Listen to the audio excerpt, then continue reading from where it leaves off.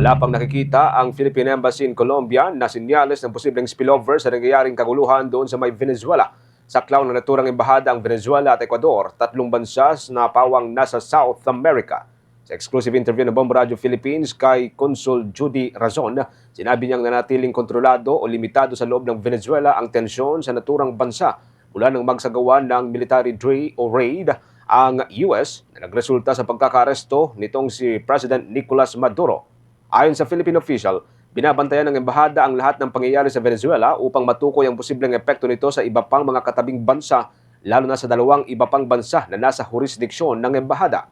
Batid din aniya ng pamahalaan ng Pilipinas ang political tension sa pagitan ng US at Colombia, tulad ng naunang tension sa pagitan ng US at ng Venezuela bago pa man ang ginawang pag-atake ng US. Hindi po natin muna yan nakikita at as of now, although we anticipate that based on actually nag-issue po ang Colombia ng statement that they increase the security. So tayo po ay sumusunod din sa mga abiso ng Colombia. So nag-iingat din po tayo dito. Sa government side po, nakahanda po ang ating contingency plan. At kung sakasakaling dadating po yung panahon na yon na tayo po ay kailangan na mag-implement, katuwang po natin dyan yung Department of Foreign Affairs at ang ating mga partner agencies. Kasunod naman ng pagkakaresto nitong si Venezuelan President Maduro, naglabas na ang Colombian government aniya ng advisory ukol sa agarang paghihigpit sa seguridad sa naturang bansa. Agad naman niyang tumalima ang embahada ng Pilipinas sa naturang bansa sa mga patakarang inilatag ng Colombia. Kaakibat yan ng pinatutupad na heightened security kasunod ng pag-aresto kay Venezuelan President Maduro. Nakabantay din ang embahada aniya sa sitwasyon ng mga Pinoy na naroon, kasama ang regular na pag-update sa kalagayan ng bawat Filipino community.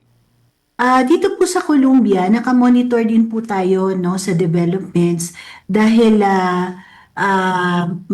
tayo nga po syempre may relasyon ang Colombia din sa Venezuela.